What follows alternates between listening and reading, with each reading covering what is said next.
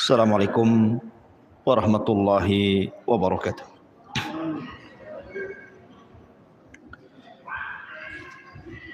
Alhamdulillah wassalatu wassalamu ala Rasulillah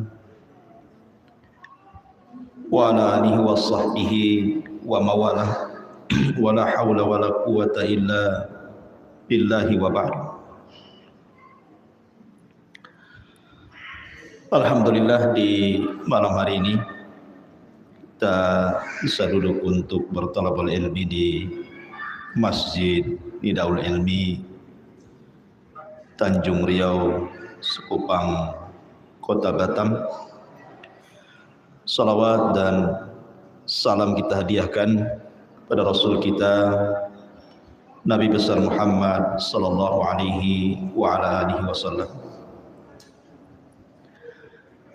Kita masih mengisahkan Siratul Mustafa alaihi salatu wassalam, sirah manusia terbaik di alam semesta ini, Nabi kita Nabi besar Muhammad sallallahu alaihi wasallam, dan masih bicara tentang periode kota Madinah. Dan malam ini kita akan mengkisahkan tentang kisah satu ulama Yahudi yang masuk Islam. Siapa dia? Abdullah ibnu Salam radhiyallahu anhu. Nabi sallallahu alaihi wasallam pernah mengatakan, "Lau amana bi ashratun minal yahudi la amana bi al yahud." Kalaulah beriman 10 pimpinan Yahudi kepadaku, niscaya seluruh Yahudi pasti beriman. Dalam riwayat, ini riwayat Bukhari. Dalam riwayat Muslim, lau taba'ani ashratun minal yahudi lam yabqa ala dhahriha yahudiyun illa aslam. Kalaulah 10 orang ini dari kalangan Yahudi mengikutiku, maka tidak ada yang tersisa di kota Madinah kecuali pasti semua Yahudi beriman kepadaku ataupun masuk Islam. Kenapa Nabi sallallahu alaihi wasallam mengatakan seperti itu? Dan siapa 10 orang Yahudi ini? Kita tahu bahwa di kota Madinah ini yang dulunya disebut Yathrib, tersebar kabilah-kabilah Yahudi sebanyak 10 kabilah. Dan yang paling besar adalah 3 kabilah yang berada di dalam kota Madinah, yang tergabung dalam piagam Madinah. Di sana ada Bani Qunaiqah yang paling besar, kemudian di bawahnya Bani Quraidah, dan di bawahnya Bani Nadir. Kalau seandainya 10 kabilah Yahudi ini pemimpinnya semua masuk Islam, niscaya tidak ada di kota Madinah, Yathrib dan sekitarnya kecuali Yahudi pasti beriman. Tapi sayang, rupanya tidak banyak orang Yahudi yang masuk Islam di zaman itu. Padahal secara keimanan, ikhwan, orang Yahudi beriman kepada adanya Nabi atau kedatangan Nabi itu jauh lebih besar dibandingkan orang-orang musyrik yang ada di kota Mekah, atau bahkan dibandingkan keluarga Nabi sendiri. Karena orang-orang musyrik Mekah atau keluarga Nabi yang musyrik, mereka tidak ada maklumat tentang munculnya seorang Nabi. Lain dengan orang-orang Yahudi, mereka ada maklumat bahwa akan muncul seorang Nabi. Sampai-sampai Al-Quran membahasakan ya'rifunahu kama ya'rifuna abna'ahu. Mereka orang-orang Yahudi itu mengenal akan kelahiran sosok Nabi di akhir zaman itu, jauh lebih mengenal sifat-sifatnya dibandingkan anak-anak mereka sendiri. Karena setiap hari dibaca dan setiap hari dihafal. Ma'asyiral muslimin yang dimuliakan Allah Subhanahu wa taala. Jadi harusnya sebenarnya bekal keimanan Yahudi tentang akan munculnya Nabi akhiruz zaman dengan sifat-sifat yang jelas ada dalam kitab mereka, harusnya mereka orang yang pertama beriman kepada Rasul dibandingkan orang-orang Khazraj dan Aus yang notabene orang musyrik, tidak punya maklumah soal kenabian. Tapi Allah Subhanahu wa taala memberikan hidayah kepada yang dikehendakinya, bukan hidayah itu diberikan kepada orang sekehendaknya. Hidayah itu milik Allah. Orang yang punya maklumat justru paling keras permusuhannya, orang yang tidak punya maklumat justru pula yang paling taat kepada Rasulullah. Subhanallah. Ma'asyiral muslimin yang dimuliakan Allah Subhanahu wa taala. Di dalam Al-Quranul Karim Allah Subhanahu wa ta'ala berfirman bagaimana permusuhan Yahudi itu luar biasa keras kepada orang-orang yang beriman. Latajidanna asyaddan nasi adawatan lilladzina amanul yahuda walladzina asyraku walatajidanna aqrabahum mawaddatan lilladzina amanul ladzina qalu inna nasara dzalika bi anna minhum qissisina wa ruhbanan wa annahum la yastakbirun.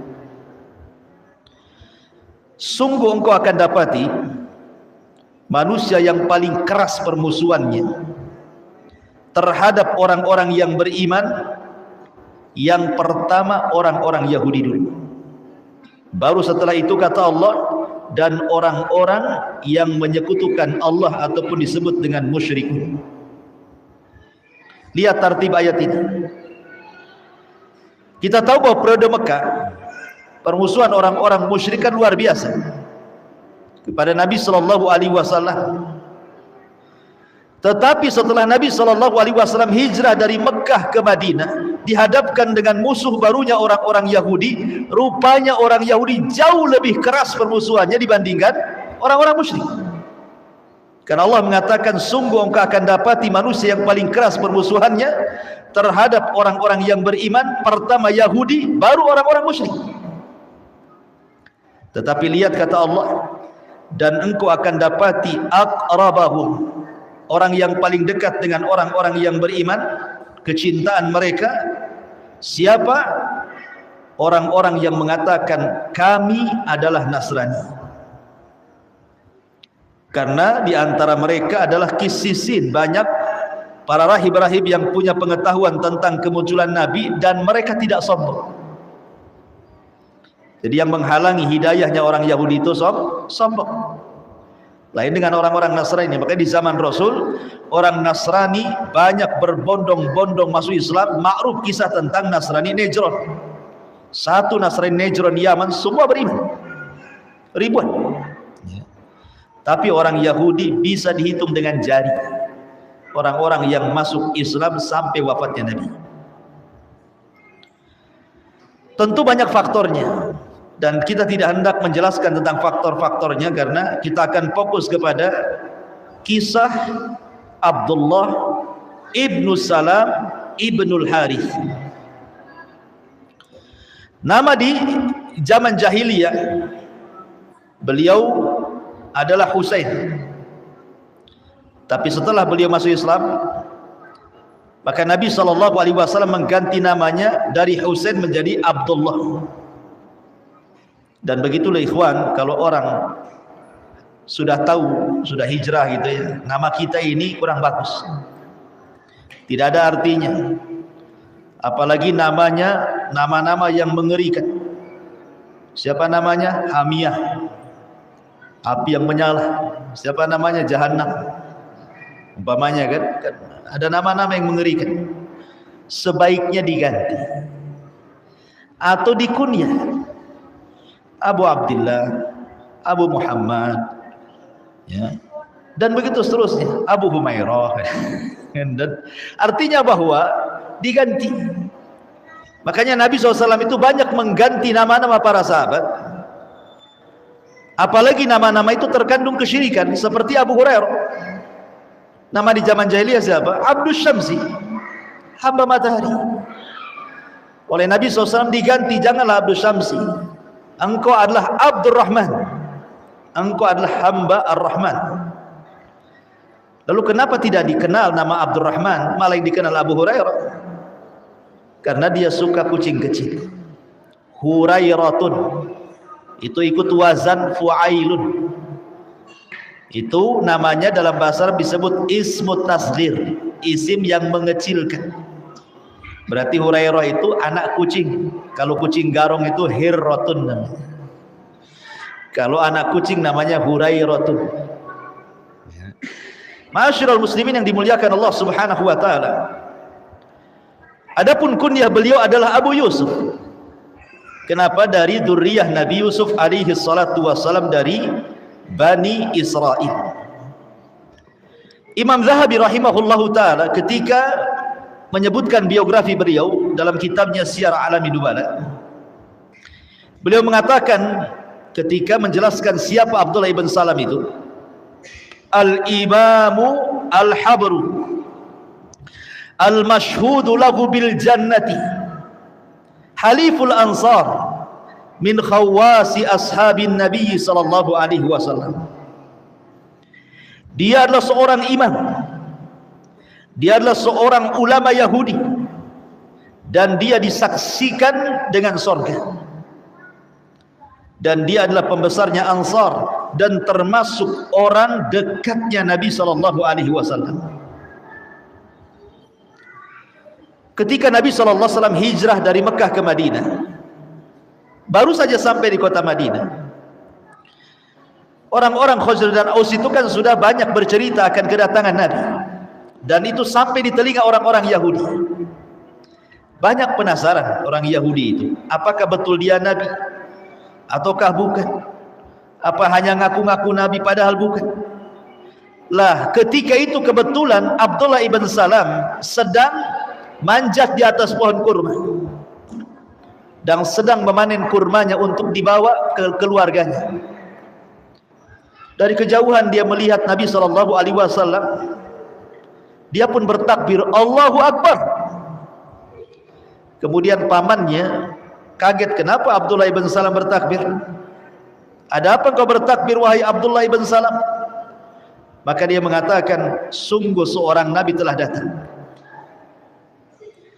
Kemudian pamannya mengatakan, sungguh kalau seandainya Nabi Musa muncul hari ini, aku pun akan bertakbir seperti takbirmu. Tapi Abdullah ibn Salam mengatakan, demi Allah, sesungguhnya orang itu yang akan datang, dia adalah saudaranya Nabi Musa, sama-sama Nabi gitu. Akhirnya suatu hari dia menemui Nabi SAW, ingin ngetes Nabi dulu. Biasa orang kalau masih penasaran kan dites dulu, betulkah Nabi, betulkah tidak gitu. Datanglah kemudian Abdullah ibn Salam ini menghadap Nabi SAW, kemudian bertanya soalan-soalan yang menurut dia soalan-soalan ini tidak ada yang mampu menjawab kecuali seorang Nabi. Kemudian mulailah bertanya Abdullah ibn Salam ini kepada Nabi SAW. Pertanyaan pertama, ma awwalu asyrati as-sa'ati? Apa yang pertama kali yang akan muncul dari tanda-tanda kiamat besar sebelum kehancuran alam semesta? Kemudian yang kedua, pertanyaan yang kedua, wa ma awwalu ma ya'kulu ahlul jannah? Apa yang pertama kali dimakan penduduk sorga ketika awal penduduk sorga masuk sorga? Kemudian yang ketiga, min aina yushbihul walad abahu wa ummahu?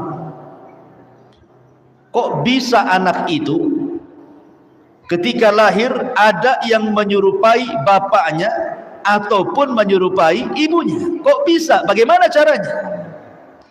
Kalau menyerupai tetangganya waspadai itu. Kalau menyerupai bapak ibunya ya wajar dia ada. Jadi ini tiga soalan yang ditanyakan. Abdullah ibn Salam kepada Nabi SAW, persis seperti Herakli, Raja Romawi, ketika dia bermimpi. Dalam mimpinya bahwa akan ada orang-orang yang akan menggulingkan kekuasaannya. Cirinya orang-orang itu disunat, dikhitah. Kemudian dikumpulkan tuh penasihat spiritualnya itu, dukun-dukunnya. Kemudian tersebarlah kabar bahwa di Syam itu orang-orang yang disunat adalah orang-orang Yahudi. Kan Herakli kan Nasrani, kerajaan Syam. Kemudian para pembesarnya mengatakan, kalau engkau mau wahai Herakli, wahai rajaku, kita bantai saja orang-orang Yahudi. Kalau engkau takut mereka akan menggulingkan kekuasaanmu karena mimpi. Rupanya setelah itu Abi Sufyan dari Mekah kan dengan rombongannya sedang berniaga di Syam. Ketahuan bahwa orang-orang ini pun disunat. Gitu. Akhirnya kemudian ditangkap, dihadapkan kepada Herakli. Kemudian ditanya soal sifat-sifat Nabi yang muncul di Mekah itu. Rupanya persis seperti yang yang dia baca. Karena Herakli punya pengetahuan. Sehingga ketika datang surat kepada Herakli, Herakli ngetes dulu dengan 10 soalan. Rupanya setelah 10 soalan itu mencocoki bahwa dia seorang nabi kepada Abi Sufyan ini. Sebenarnya Herakli itu ingin masuk Islam, sampai dia mengatakan, kalau aku bukan raja, aku akan mendatangi dia, aku akan cucikan sandalnya gitu. Kucium tuh kakinya. Setelah kemudian dia ngomong dengan para pembesarnya marah karena dia takut kursinya hilang. Tak jadi, tidak, aku bergurau saja gitu. Herakli akhirnya nggak masuk Islam. Ya. Lah apapun yang terjadi, orang-orang ini mengetes dulu. Seperti di sini Abdullah ibn Salam mengetes dulu kan, sebelum masuk Islam dites dulu. Maka Nabi SAW mulai menjawab satu persatu. Adapun yang pertama kali dari tanda-tanda kiamat besar sebelum kehancuran alam semesta, kata Nabi SAW, adalah nar, api yang akan menggiring manusia ke padang mahsyar, maksudnya Syam. Dalam riwayat, api yang keluar dari perut Aden Yaman sana, kemudian bergabung dengan api Hijaz, menggiring manusia sampai ke Syam. Disitulah kemudian dikiamatkan. Kemudian yang kedua, adapun makanan yang pertama kali dimakan penduduk surga, kata Nabi SAW, kabidil hut, kit'atu kabidil hut, hatinya ikan paus. Ya tentu paus surga beda dengan paus dunia. Kemiripan surga dengan dunia itu hanya di nama saja, kata Abdullah bin Abbas. Hakikatnya berbeda. Di surga ada paus, di dunia ada paus. Pausnya surga beda. Di dunia ada pisang, di surga ada pisang. Pisangnya pun beda, nama aja yang sama. Adapun kenapa kemudian min aina yushbihul walad abahu wa ummah, bagaimana bisa anak itu serupa dengan bapak atau ibunya? Maka kemudian kata Rasulullah, fa idza sabaqa ma'ur rajuli naza ilaihil walad wa idza sabaqa ma'ul mar'ati naza ilaiha alwalad. Kalau air sperma laki-laki mendominasi dibandingkan sperma istrinya, maka dia serupa dengan ayahnya. Tapi kalau yang mendominasi sperma ibunya dibandingkan suaminya, maka akan mirip ibunya. Kemudian kata Abdullah ibn Salam, sadaqta, oh benar. Siapa yang menghabarimu tentang jawaban-jawaban ini? Maka Nabi SAW mengatakan Jibril. Ketika Nabi SAW mengatakan Jibril, maka Abdullah ibn Salam mengatakan, dzaka aduwul yahudi minal malaika. Itulah malaikat yang paling dimusuhi Yahudi, katanya. Itulah malaikat yang paling dimusuhi orang Yahudi, katanya. Ya, Yahudi musuhnya malaikat. Jibril lagi pimpinannya malaikat dimusuhi coba mereka. Ma'asyiral muslimin yang dimuliakan Allah Azza wa Jalla. Lah sejak itulah kemudian Abdullah ibn Salam mengatakan, asyhadu annaka Rasulullah. Kalau begitu saya bersaksi engkau adalah utusan Allah. Asyhadu an la ilaha illallah wa asyhadu annaka Rasulullah. Masuk Islam dia.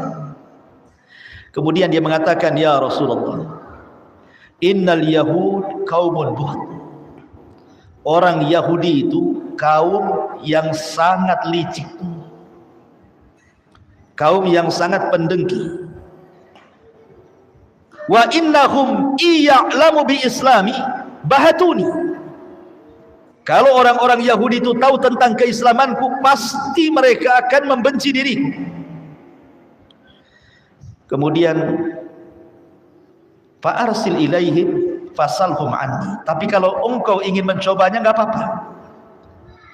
Tapi sebelum itu kau tanya dulu kedudukanku di hadapan mereka. Akhirnya kemudian Nabi SAW mendatangi orang-orang Yahudi dan bertanya kepada mereka, ayyu rajulin ibnu Salamu fikum? Bagaimana pendapat kalian tentang Ibnu Salam, Abdullah ibn Salam itu?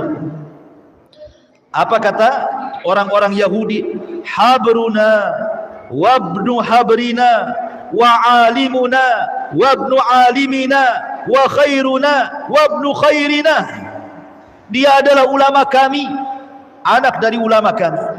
Dia orang yang paling cerdas di antara kami, anak orang yang paling cerdas di antara kami. Dia orang yang baik di antara kami, anak orang terbaik di antara kami. Wah, dipuji habis. Ya, karena Abdullah ibn Salam itu ulamanya mereka. Kalau ada apa-apa mereka datang kepada Abdullah ibn Salam bertanya. Jadi dipuji habis. Kata Nabi SAW mengatakan, ara'aitum in aslam. Bagaimana kalau seandainya dia masuk Islam? Maka orang-orang Yahudi mengatakan, a'adzahullahu min dzalik. Mustahil. Kami berlindung kepada Allah kalau dia masuk Islam. 3 kali Rasul mengatakan, ara'aitum in aslam. Bagaimana kalau dia masuk Islam? Mustahil. Kami berlindung kepada Allah kalau dia masuk Islam. Fakharaja Abdullah ibn Salam. Tiba-tiba Abdullah ibn Salam keluar dari persembunyiannya. Kemudian mengatakan, asyhadu an la ilaha illallah wa asyhadu anna Muhammadar Rasulullah.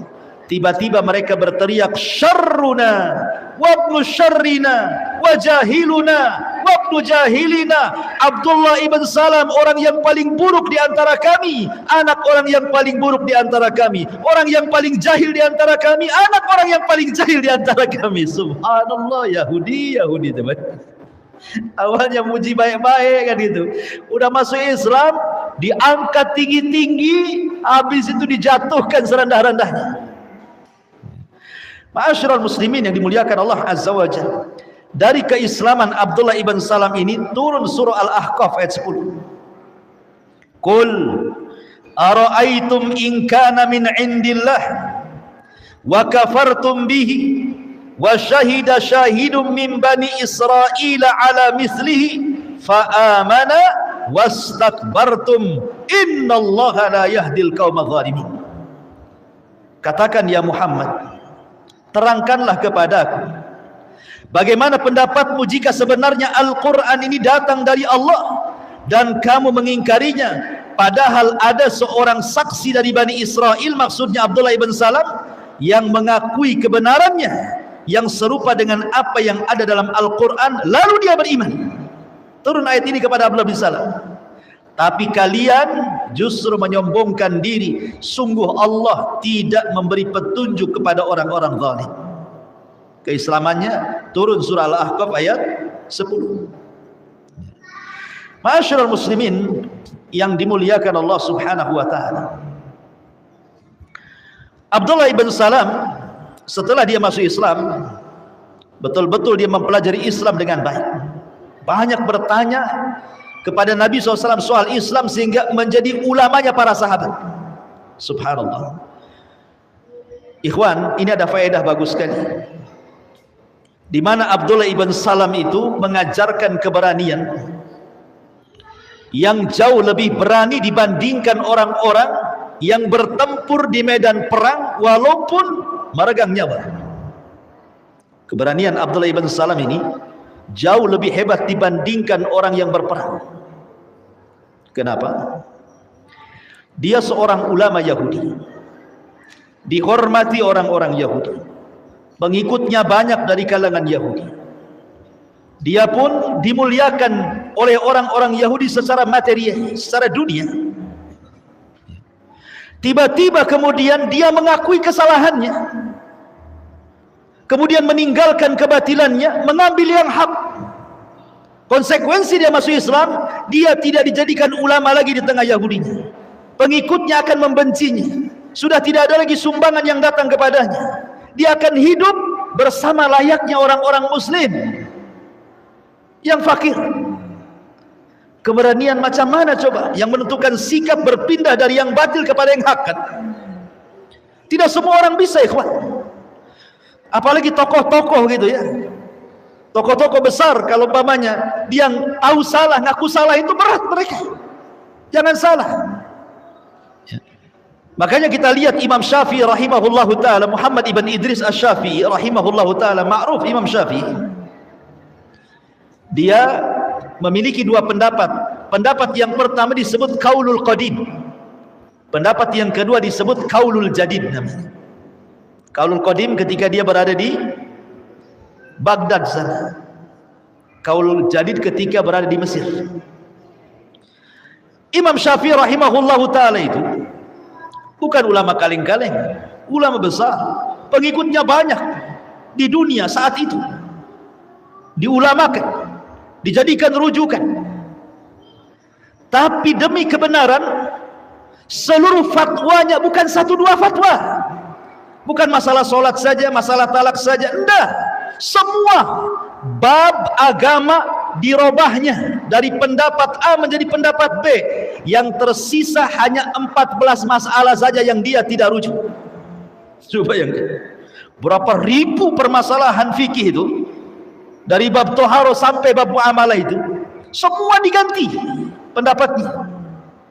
Dan konsekuensinya otomatis orang-orang yang sudah merasa nyaman dengan pendapat lama, ketika Imam Syafi'i tiba-tiba merubah, bisa saja kemudian tidak ikut dia kan? Tapi begitulah para ulama. Dengan beraninya mereka mengatakan yang hak ini hak, yang batil ini batil. Abul Hasan Al-Asy'ari radhiyallahu anhu pencetus mazhab Asy'ariyah, 40 tahun menjadi Mu'tazilah. Kenapa? Karena berguru kepada ayah angkatnya Abu Ali Al-Jubai. Abu Ali Al-Jubai menikah dengan ibunya. Dia jadi anak angkatnya seorang tokoh Mu'tazilah besar. Akhirnya Abu Musa Al-Asy'ari dididik, Abul Hasan Al-Asy'ari dididik oleh Abu Ali Al-Jubai. Jadi tokoh Mu'tazilah 40 tahun, dihormati orang Mu'tazilah. Setelah dia berjumpa dengan ulama-ulama ahli sunnah, berjumpa dengan Al-Imam Al-Barbahari, ma'ruf pengarang kitab Syarhus Sunnah, dan ulama-ulama ahli sunnah yang lainnya yang bermadzhab kepada mazhab Hambali. Akhirnya taraja, dihilangkan itu pendapat Mu'tazilahnya, kembali kepada ahli sunnah. Ya. Ma'asyiral muslimin yang dimuliakan, itulah keberanian yang sesungguhnya ketika seseorang itu mampu membuang pendapat yang batil dan juga berpindah kepada yang hak. Ini yang banyak tidak dilakukan oleh tokoh-tokoh. Betapa banyak orang yang tahu ini hak, ini tidak ada dalilnya, ini perkara bid'ah, tidak dicontohkan Rasul, ini sesuatu kesyirikan, tapi dia berpikir, aduh, kalau saya berpindah kepada paham ini bisa diboikot saya kan. Hilang masanya. Ma'asyiral muslimin yang dimuliakan Allah Azza wa Jalla, kembali kepada kisah Abdullah ibn Salam. Abdullah ibn Salam adalah orang yang paling alim dengan Taurat, karena dia ulamanya masalahnya. Dikeluarkan Imam Bukhari dan Muslim dalam sahih keduanya, diceritakan dari Abdullah ibn Umar radhiyallahu anhuma, annal yahud ja'u ila Rasulillah sallallahu alaihi wasallam fa dzakaru lahu anna rajulan minhum wa imra'atan zanaya. Orang Yahudi, kan kita tahu bahwa Yahudi Madinah kan sudah terikat dengan apa? Piagam Madinah. Mereka tidak bisa keluar dari piagam itu. Ada konsekuensinya kalau sampai mereka keluar dari piagam itu. Jadi suatu ketika orang Yahudi datang menghadap Nabi SAW dan menceritakan bahwa ada seorang Yahudi berzina dengan wanita Yahudi. Maka Nabi SAW mengatakan, "Ma tajiduna fit Taurat fi sya'ni rajmi?" Bagaimana pendapat kalian? Dalam kitab Taurat kalian adakah hukum rajam? Kalau dalam Islam rajam wanita dan laki-laki karena sudah menikah. Bagaimana dalam Taurat ada hukum rajam? Kalau ada rajam saja. Ya. Berarti hukum Taurat sama dengan hukum Islam. Waqalu, dia mengatakan, kalau dalam Taurat kami nufadzihuhum wa yujladun, tidak ada ayat rajam dalam Taurat kami. Yang ada kami permalukan dia, habis itu kami cambuk dia. Enggak ada rajam dalam Taurat itu. Datang Abdullah ibn Salam, ya, dan mengatakan, kadzabtum, dusta kamu. Dia ulamanya Yahudi, mau bohongi Nabi pula, ya. Kata Abdullah ibn Salam kepada orang Yahudi ini, kadzabtum, dusta kamu. Inna fiha rajm, dalam Taurat ada ayat rajam. Fa'tu bit Taurat, datangkan Taurat. Kemudian didatangkan Taurat. Saya contohkan ya, didatangkan Taurat. Jadi pas dibaca, pas ada kalimat rajam ditutup sama jempolnya, begini. Dipaksa dia, kalimat rajam jadi tutup sama jempolnya sama dia. Apakah kurang ajar tuh? Habis itu dibaca. Ya. Abdullah ibn Salam orang alim, tahu dengan Taurat. Apa kata Abdullah ibn Salam? Irfa yadak, angkat tanganmu, angkat. Jangan kau tutupi, angkat jempolmu tuh kali. Subhanallah, bayangkan. Angkat jempolmu, angkat tanganmu. Farafa ayadahu fa idza fiha ayatul rajm. Ketika dia mengangkat tangannya, rupanya ada ayat tentang rajam di situ. Kurang ajar kata Yahudi. Ya. Ma'asyiral muslimin yang dimuliakan Allah Azza wa Jalla, faqalu, maka mereka pun mengakui Nabi, sadaqa ya Muhammad, engkau benar wahai Muhammad, fiha ayatul rajm. Iya, ada ayat rajam kata. Maka Nabi SAW perintahkan untuk dirajam wanita itu. Ya. Ma'asyiral muslimin yang dimuliakan Allah Subhanahu wa taala, begitulah orang Yahudi menyembunyikan ilmu. Itulah orang Yahudi suka menyembunyikan ilmu. Mereka tahu kebenaran tapi berusaha menutupinya. Ma'asyiral muslimin yang dimuliakan, adapun wara' dan zuhudnya serta karam dan tawadhu'nya juga luar biasa. Dikisahkan oleh oleh Muhammad ibn Al-Qasim rahimahullahu ta'ala. Jadi suatu ketika Abdullah ibn Handalah, anak daripada Handalah ghasilul malaika,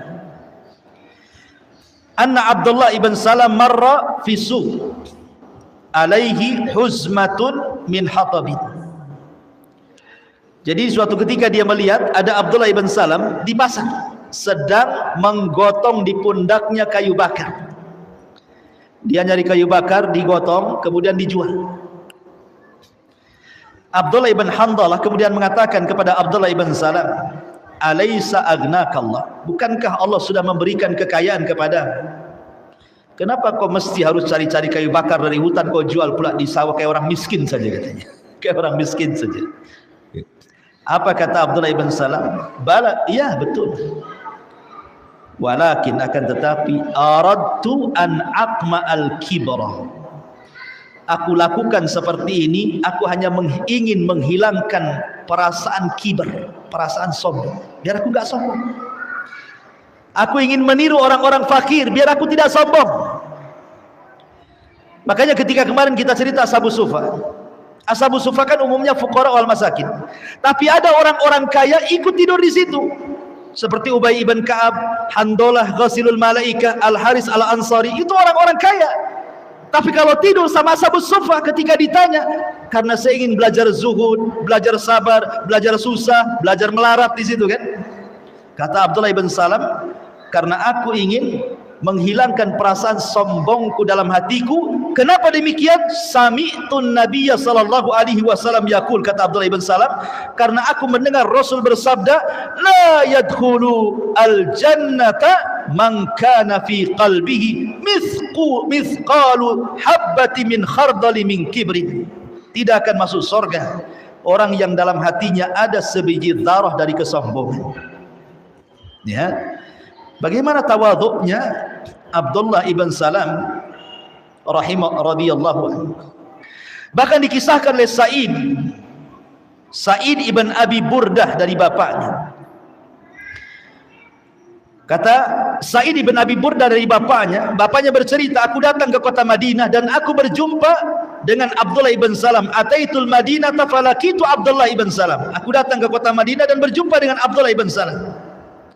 Faqala, maka dia pun mengatakan, ala taji'u fa'ut'imu sawiqan wa tamran wa tadkhulu fi baiti. Tidakkah kau datang berkunjung kepadaku?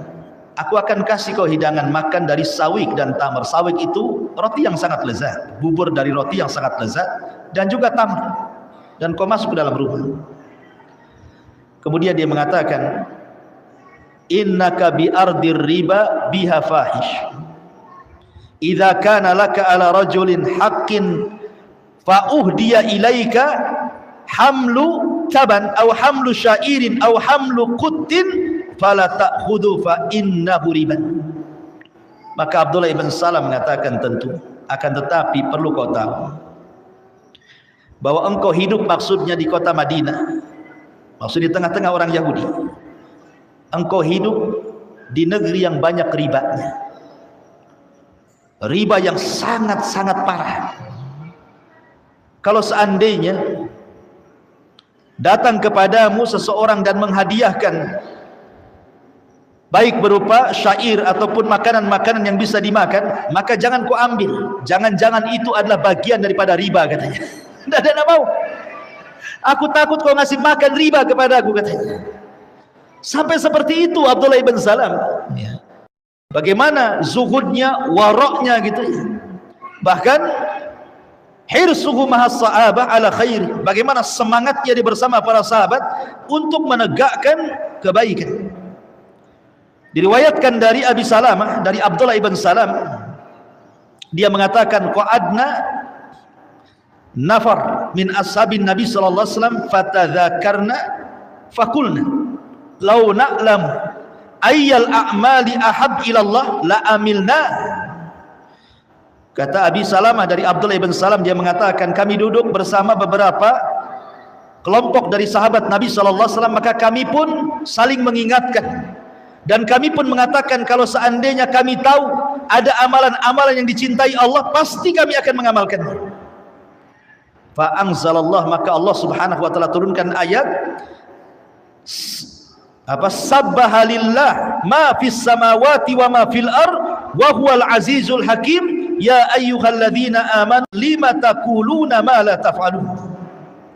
Maka Allah Subhanahu wa taala turunkan ayat, maha suci bagi Allah apa-apa yang ada di langit dan apa-apa yang ada di bumi, dialah Al-Aziz, maha perkasa, lagi maha bijaksana. Wahai orang-orang yang beriman, kenapa kalian mengatakan apa yang kalian tidak kerjakan? Ketika dia mendengar ayat ini, makanya dia mengatakan, apapun amalan yang dihabarkan Rasul kepada kami, maka kami berusaha untuk mengamalkannya. Karena khawatir akan masuk pada lima taquluna ma la taf'alun.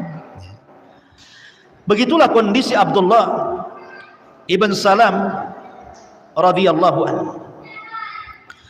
Ma'asyiral muslimin yang dimuliakan Allah Subhanahu wa taala, adapun keistimewaannya, keutamaannya disebutkan oleh Ibnu Wahbin. Dia mengatakan, berkata Imam Malik, yakni qa'imatan bil haqq yuridu qawlan wa fi'lan faya'udul kalam ila ayatil mutaqaddimah wal takum minkum ummatan yad'una ilal khair. Maka hendaklah kalian menjadi umat yang menyeru kepada kebaikan. Kata para ulama tafsir bahwa ayat ini turun juga kepada Abdullah ibn Salam.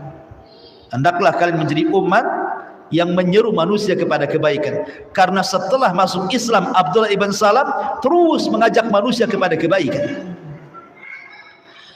Kemudian juga Diceritakan oleh Abdullah ibn Abbas radhiyallahu anhuma, ketika Allah Subhanahu wa taala mengatakan laisu sawa min ahlil kitab, tidak sama dari ahli kitab itu ummatun qanitah, ada umat yang senantiasa qaimah, senantiasa mengajak manusia kepada kebaikan. Maka orang ini mengatakan, Abdullah bin Abbas radhiyallahu anhu mengatakan bahwa ayat ini Al-Imran 113 dan 114 itu juga turun kepada Abdullah ibn Salam radhiyallahu anhu. Kemudian juga Nabi SAW sampai menghabarkan Abdullah ibn Salam itu dengan surga. Itu disebutkan oleh Mu'adz bin Jabal radhiyallahu anhu. Jadi Mu'adz bin Jabal ini, dia adalah sahabat yang dikenal dengan alim fil halal wal haram kan. Orang yang paling pakar dengan halal dan haram itu Mu'adz bin Jabal, ulamanya para sahabat.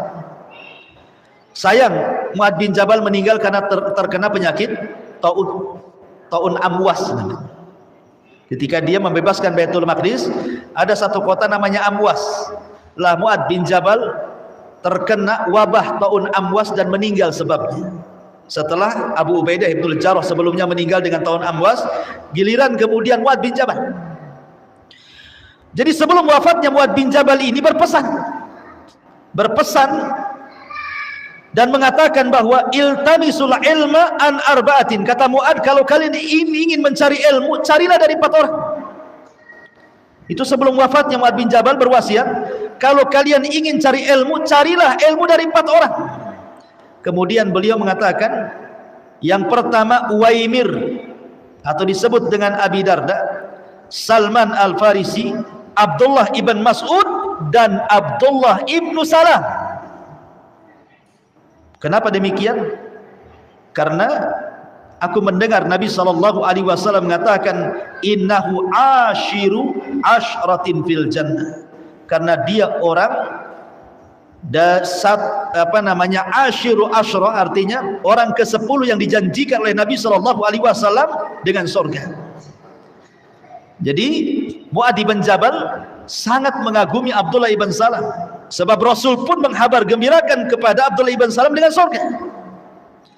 Mana lagi manusia yang paling bahagia ikhwan, yang disebut namanya dan dipastikan masuk surga. Ma'asyiral muslimin yang dimuliakan Allah Subhanahu wa taala, adapun hubungan baik Abdullah ibn Salam dengan para sahabat, suatu ketika Ali radhiyallahu an berada di Irak dan dia menjadi khalifah kaum muslimin, Abdullah ibn Salam menasihati Ali bin Abi Thalib dengan mengatakan, ilzam mimbara Rasulillah fa in taraktahu la tarahu abada. Wahai Ali, kata Abdullah ibn Salam, menetaplah di mimbar Nabi. Kalau engkau tinggalkan, maka selamanya kau tidak akan melihat mimbar lagi. Ya. Maksudnya mimbar Nabi SAW. Maka Ali memuji beliau dan mengatakan, innahu rajulun salihun minna. Abdullah ibn Salam adalah orang saleh yang ada hidup di sekitar kami, gitu. Dipuji oleh Ali radhiyallahu anhu. Kemudian juga dikatakan oleh Mughirah ibn Abdurrahman, laqiya Salman Al-Farisi Abdullah ibn Salam. Suatu ketika Salman Al-Farisi berjumpa dengan Abdullah ibn Salam dan dia mengatakan, kalau seandainya engkau mati sebelumku, imitta qabli, kalau kau mati sebelumku, fa akhbirni ma talqa, habarkan kepadaku apa yang kau jumpai. Tetapi kalau seandainya aku mati sebelummu, aku akan habarkan apa yang kau jumpai. Rupanya Salman lebih dahulu mati dibandingkan Abdullah ibn Salam. Ingat, Abdullah ibn Salam ini usianya panjang kan, sampai dia meninggal di kekhilafahan Muawiyah bin Abi Sufyan. Ya, jadi lumayan usianya panjang Abdullah ibn Salam ini. Rupanya Salman lebih dahulu meninggal dibandingkan Abdullah ibn Salam. Maka dia mengatakan, kaifa anta ya Aba Abdillah. Ketika meregang nyawa nih, nyawanya sudah mau keluar, sedang sakaratul maut. Maka Abdullah ibn Salam bertanya, bagaimana kondisinya wahai Aba Abdillah? Maksudnya Salman Al-Farisi itu kunyahnya. Kata Salman, bi khairin. Demi Allah, aku dalam kondisi baik. Begitulah orang yang beriman, kalau mendekati kematian justru itu sebuah kebaikan. Qala ayyul a'mali wajadta afdal. Sebelum kau mati wahai Salman, Aku ingin tanya sama kamu, tolong jawab ya.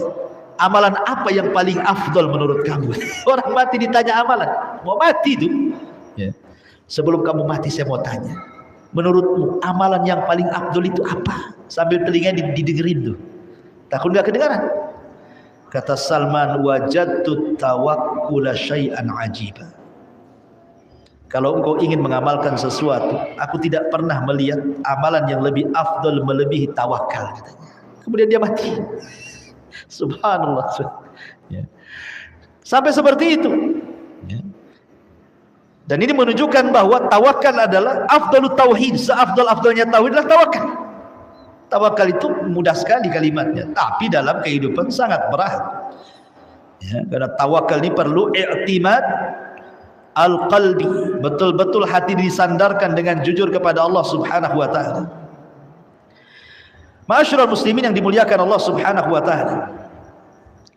Kemudian Abdullah ibn Salam, di antara salah satu kalimat yang didengar dan itu sangat berasar pada dirinya, yang menguatkan keislamannya adalah azannya. Ketika Nabi SAW datang ke kota Madinah, kemudian Rasul berkhutbah. Pertama kali khutbah Rasul ketika sampai di kota Madinah, apa khutbahnya Rasul? Ya ayyuhan nas, afsus salama bainakum, wa at'imut ta'ama, wasilul arhama, wa sallu bil laili wan nasu niyam, tadkhulul jannata bisalam. Ini khutbah pertama Rasul ketika sampai di kota Madinah. Wahai manusia, sebarkan salam, berilah makan orang-orang yang membutuhkan makanan, sambungkan silaturahim, dan salatlah di tengah malam saat manusia sedang tertidur, maka kalian akan masuk surga dengan selamat. Kemudian Abdullah ibn Salam dia mengatakan, pada nautu minhu, aku pun mendekat dia, wasyahadtu, dan aku pun wasyahidtu, dan aku menyaksikan alla ilaha illallah wa anna Muhammadar Rasulullah. Dia pun bersyahadat di hadapan Rasul. Kemudian Rasul iltafat, menengok, mas muka siapa kamu? Dia mengatakan Al-Husain ibnu Salam. Maka Rasul mengatakan, bal anta Abdullah ibnu Salam. Kau bukan Husain ibnu Salam, tapi engkau adalah Abdullah ibnu Salam. Sejak itu berubah namanya dari Husain ibnu Salam menjadi Abdullah ibnu As-Salam. Ma'asyiral muslimin yang dimuliakan Allah Azza wa Jalla, sampai di sini kisah Abdullah ibn Salam. Setelah ini kita akan bercerita permusuhan orang-orang Yahudi kepada Nabi SAW periode Madinah. Bagaimana sampai terjadi peperangan dan terusirnya Yahudi dari kota Madinah. Masih panjang. Subhanakallahumma bihamdika asyhadu an la ilaha illa anta astaghfiruka wa atubu ilaik. Allahu ta'ala alam. Assalamualaikum warahmatullahi wabarakatuh.